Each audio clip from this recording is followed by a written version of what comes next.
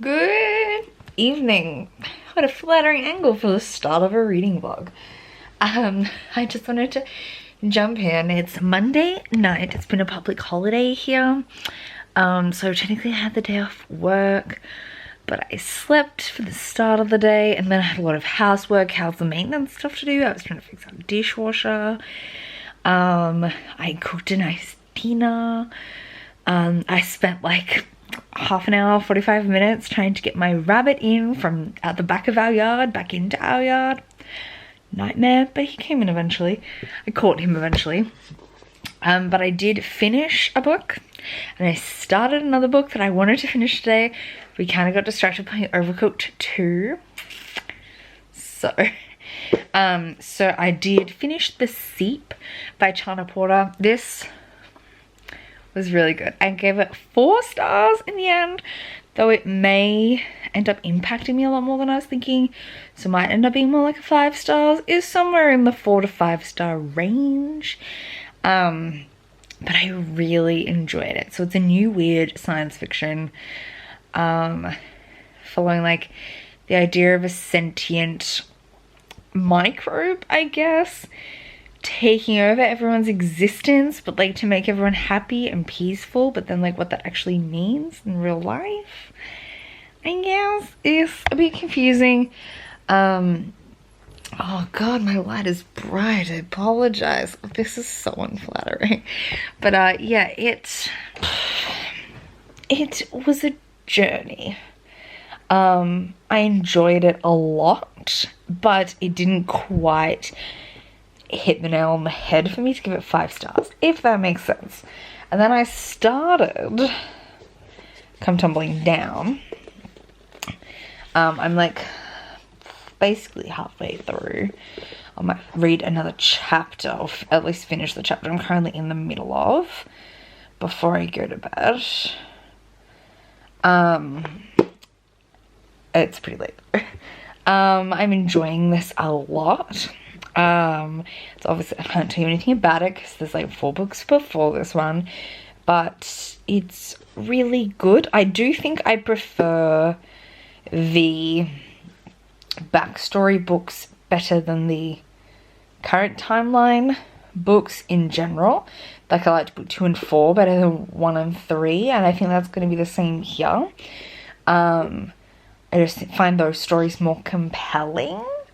But I do love a good quest, so there are pros and cons to both sides, I guess. And I'm definitely, excited to keep going in this one. I feel like we've been in setup most of the first half, and it's gonna get into the actual, like, quest now. So I'm excited. And then obviously it's the end of the month in this week's reading vlog, so we're like another 4 days in the month. I'm hoping to finish 2 more things, on physical after Come Tumbling Down, and 1 more audiobook. So I'm listening to Rogue Princess by B.R. Myers, which I definitely think I can finish by Friday, if not another thing as well. We'll see. And then I want to read all of Strange Exit by Parker Peavy House, and all of Dark and Deepest Red by Anna Marie McLemore. So that's my plans up till Friday. And then I got a lot of reading plans for the new February, but that's what we're gonna get to by Friday. But I'm gonna work on Come Tumbling Down. I thought I would get so much reading done today, and I just did not because I was busy doing other stuff. But it's a good day. It was a good day. So I just finished Come Tumbling Down. I enjoyed it, though I have figured out I prefer the backstory stories instead of the current timeline. And I think I can kind of describe that as like, they're like fairy tales. The current timeline are like quests, and I just don't like the quest storylines as much. So I gave this one 4 stars. I really enjoyed it. It just was not quite a 5 star for me. So anyway, yeah, I don't have much to add on that front. Just like, it was good. It was really good, but not quite perfect. And now I'm going to start Strange Exit by Parker Peavy House, but I'm going to cook dinner first. This is a sci-fi, and everyone's in like a matrix, and she knows that it's not real, but for everyone to get out, everyone has to know it's not real, and she's trying to convince people, I think. But I'm really excited about this. I've half lost my voice, if you can't tell. It's Wednesday night, my dudes. I went to the bookstore. I've already put the books all on my cart, and it's getting pretty close to haul filming time, so I'm not going to show you. But I bought 4 things and a pin. What? I bought 4 things and a pin that says plot twist and has a little dagger, and I've popped it on my lanyard for work. I'm so excited. It's so cute. I was like, I don't need that. What would I do with it? And then the guy who's been helping me out with my pre-orders, Matthew, I think your name is. Love you. You're great. He was like, I got to put it on my lanyard. And I was like, I could put it on my lanyard. So I bought that. I'm also on the book update, a third of the way through Strange Exit, and I'm more than halfway through Rogue Princess, which is my audiobook I'm currently listening to. And that's where we're going on that. I'm going to keep working on Strange Exit tonight. We're about to go out for dinner, and then I'll keep working on it, and then I have work later. But maybe if I try real hard, could finish it tonight. I got through that first 100 pages reasonably quickly, so maybe we could get through the next 180 pretty quickly. I don't know, we'll see. So it's Thursday the 30th. It's been super hot today. And I finished 2 things. Unfortunately, both of them were 3 stars. Oh, that's so bright. Oh, I'm sorry.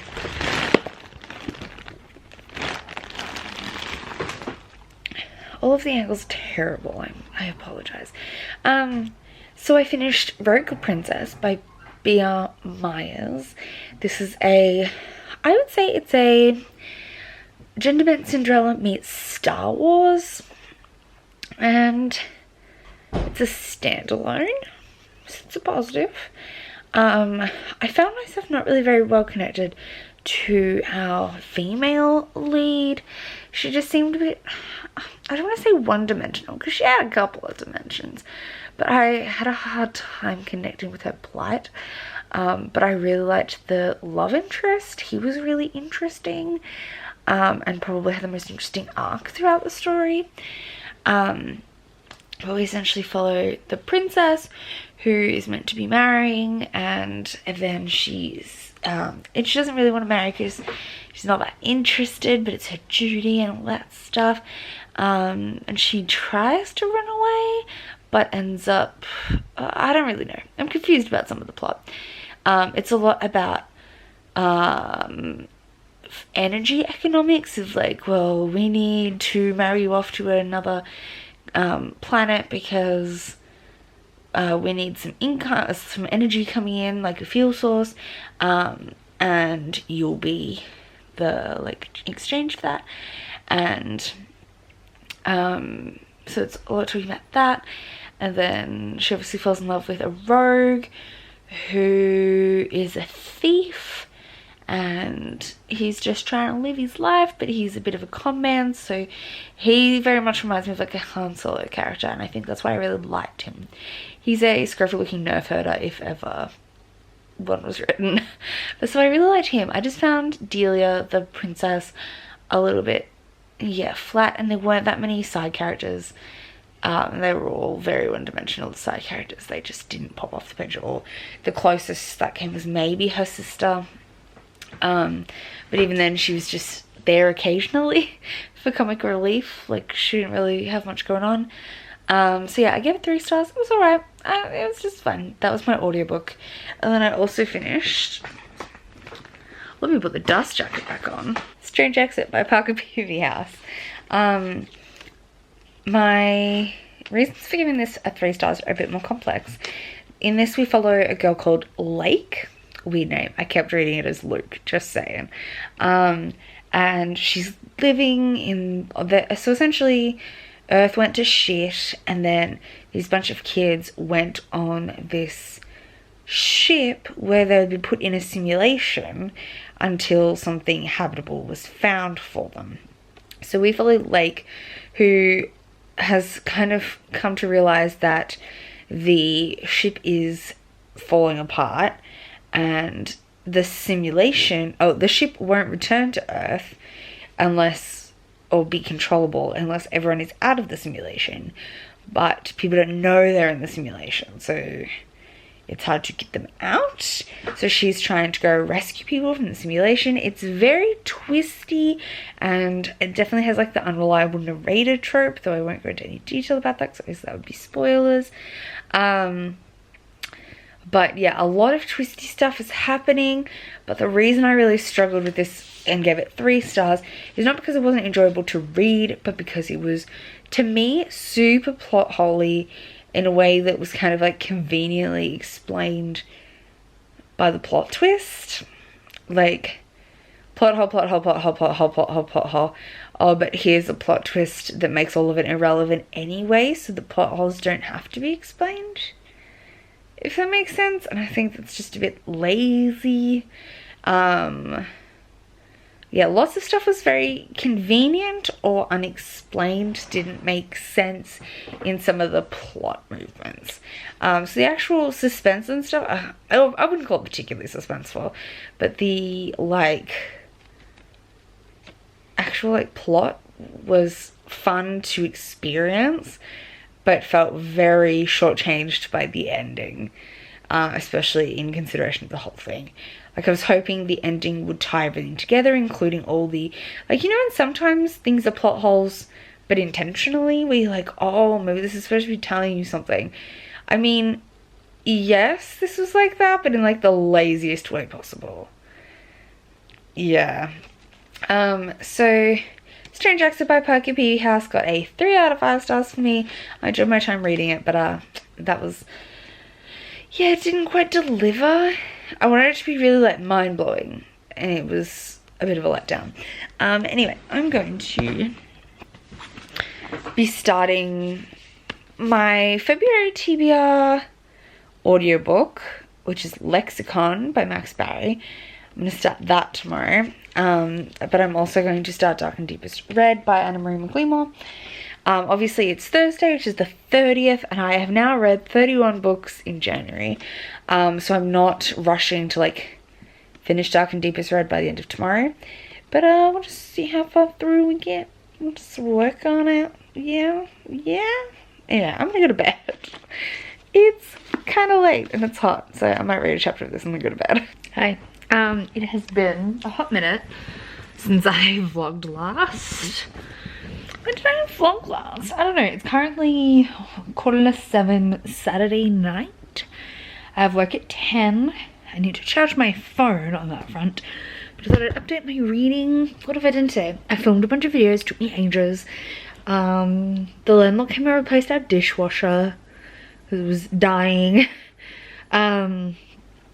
I've read quite a bit, but I want to read more. And I've been watching a lot of vlogs. So kind of yesterday I started Lexicon by Max Barry. Obviously it's now the 1st of February, so we're into February TBR books. So Lexicon was on my TBR for February. This is a science fiction fantasy, I guess. I'm 139 pages in. Basically the premise is like that these people, they call themselves poets, have the capacity to, I guess, manipulate people through words. And so we follow, I guess, really, is that only chapter 2? Give me a second. Oh, it's one of those books where the sections start the chapters back at 0. I was real confused. I've been listening to this on audiobook. Far out, kitten. The narrators are terrible. Actually, I shouldn't say both of them. The female narrator who is doing Emily's part, great, love her. The guy that's doing Will's parts, hate him, can choke. He's good at the narrative bit, so that's fine. But Will as a character is meant to be Australian, and oh, the accent is bad. It's really bad. Yeah, it's a bad one. I didn't pick it as Australian until they pointed out that the character was meant to be Australian. It sounded more British, Kiwi, I don't know. It was not Australian. It's not an Australian accent. But yeah, otherwise I'm really enjoying this. The content is fascinating, like the plot and the world is like, ooh. But yeah, so I'm like over a third of the way through this, though obviously I will hardly touch it over the weekend. I haven't touched it at all today. What I have read today is all of Spinning, which is a graphic novel that's like the size of my head, by Tillie Walden. This is a graphic memoir exploring Tillie Walden's time as a competitive figure skater in high school, like all through school, and then coming out as a lesbian. And it was real good. I gave it 4 stars, much better than the Tillie Walden I read last month, which I might have read in this vlog, or was it the vlog before, that I gave 3 stars because I had no clue what was going on. This like made narrative sense. I understood what was happening, and it was really interesting. I had a great time reading it. I don't know, it was just really good. I also picked up today 2 books, one from the library, one from the bookstore. So from the library I picked up On a Sunbeam, which is also by Tillie Walden, which is thicker than this beast, so that's going to be interesting. And from the bookstore I picked up The Unlikely Escape of Uriah Heep by H.G. Parry, I think, which is a new release that just came out that only just got on my radar. So I trotted on down to the bookstore to pick that up. And then the other thing I'm reading is Dark and Deepest Dread by Anna Marie McLemore. My mouth doesn't like getting around that. I am currently almost 100 pages into this. 70 something pages into this. I'm watching vlogs while reading this. Well, I was eating dinner while watching vlogs, and now I'm gonna work on this while the vlogs are still going in the background on the Apple TV. And I don't think I'll finish this today, but I would like to get real close and finish it tomorrow, and then try and finish Lexicon Monday, or at least Tuesday. I don't know, I'm still trying. So I read 31 books in 31 days in January, successfully, and I really want to try and keep it up with 29 books in 29 days in February. But that means, like, well, we finished Spinning today, so we'll need to finish Dark and Deepest Dread at the minimum tomorrow, and then we're gonna finish something Monday. So I want to try and get through a large portion of this tonight. It is just Brayden and I at home tonight, and he's playing games or watching shows or something out in his room. So I won't have anyone distracting me other than this kitten who mauled me today. How rude. And with like no provocation, which is her MO. Like once a month, maul me with no provocation. Yeah. You're just like that, aren't you? And then she goes back to being this like adorable, like needy thing. But whatever. So I'm gonna try and, this has been really fast to get through. I read the first like 60 pages yesterday in like 2 hours at the beach. So I definitely think I can, and that was like swimming and then reading for a bit and swimming and reading for a bit. So I definitely think I can read most of this tonight. So before I get to work, I have a couple of hours before work. I'll try and get through, like, maybe I could get through like 100 pages of it. We'll see. I'll then try and finish it at work. We'll see. We'll see. Oh, I also forgot to talk about, I'm working on a another interesting read, I guess. that is a Goodreads book, so it's going to count towards my Goodreads goal. But it is a romance, like, choose your own adventure game. It's through an app called, or a website called Heart's Choice, and the one I'm working on is called Dawnfall, and it's by Roanna Silver, and it's a sci-fi romance. And essentially I'm reading it because it's polyamorous and you can romance everyone, which is what I'm going to attempt to do. I'm only one chapter in, apparently there's 14. So I'm kind of keeping track of it on Goodreads, as like each time I finish a chapter, I'll upgrade like a 14th of it. So I've only read one full chapter, but they are long. So I think it would take, it takes a while to get through each. I did actually start it a while back, but I never added it to Goodreads because I didn't know you could.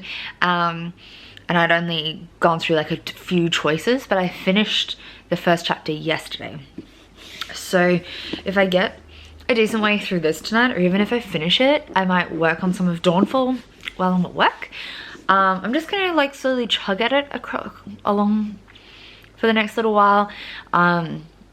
Maybe finish it within the month, but yeah, it counts as a Goodreads book, so I'm counting it as a book. I'm gonna review it like a book, but it is a choose your own adventure, so, or choose your own romance, I guess.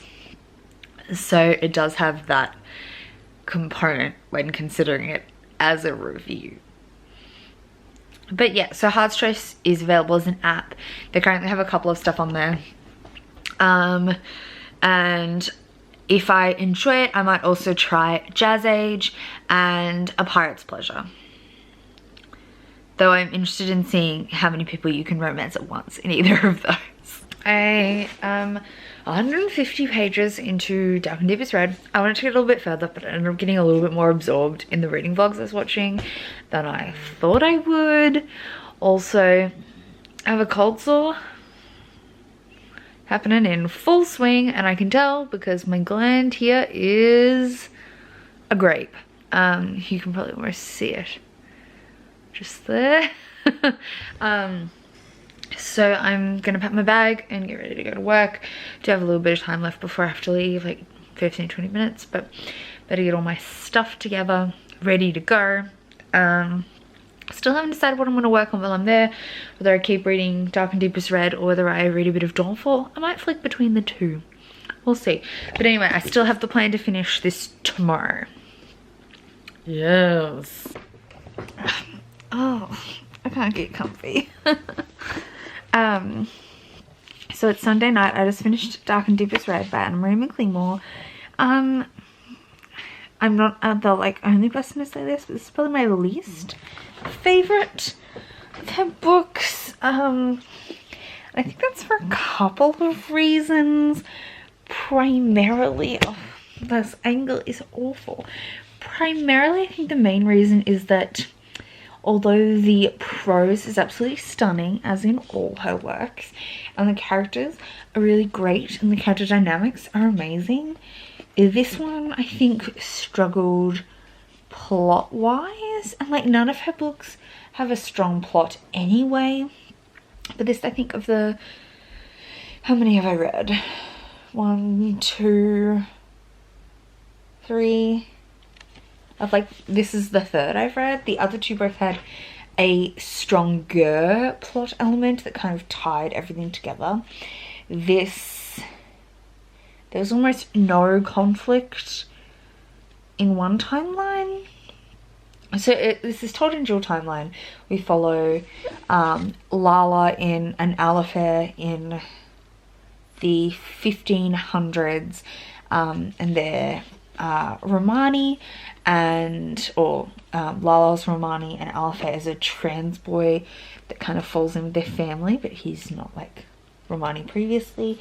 And there's the Strasbourg is having their famous like dancing fever, and they're blamed for it. So we're following like that conflict, which actually has a strong conflict. But then in the current timeline, we're following Rosella, who is a Latina girl who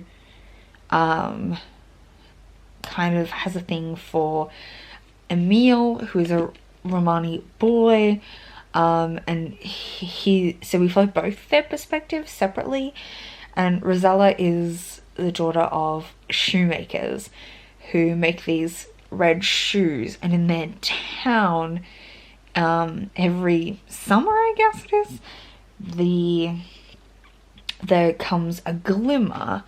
It's like this fog that brings something magic with it, and this time it's this magic of these red shoes that are all this family's red shoes that have ever been made, I think, suddenly like rocking up everywhere, and people start wearing them, and things are going well for everyone. It's like bringing romance and everything back, except Rosella wears some shoes that she makes because shoes don't come for her.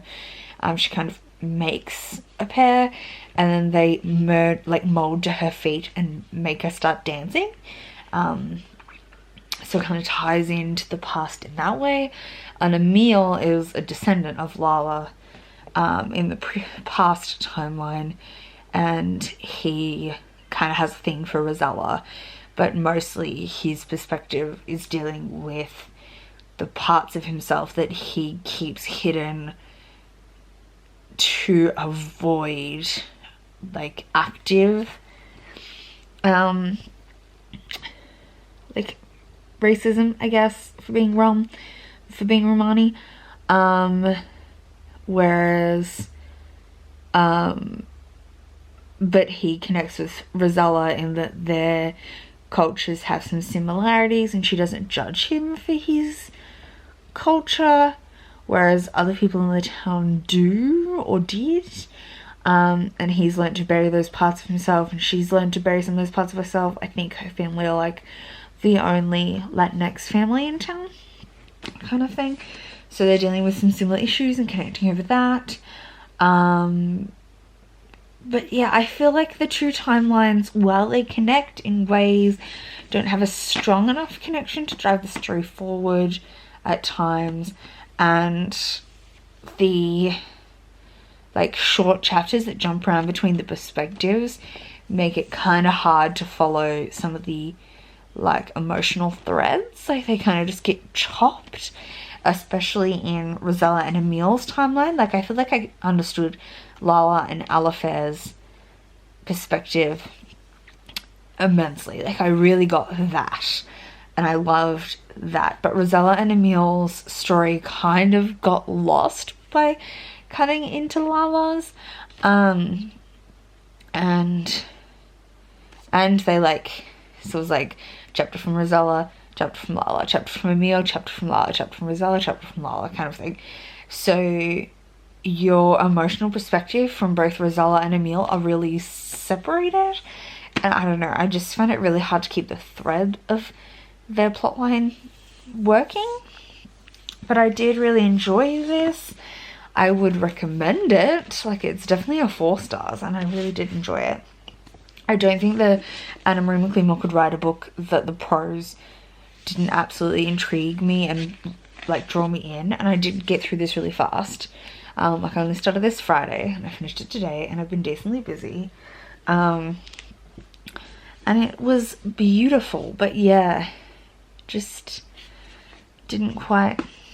Sorry, my camera ran out of space. What was I saying?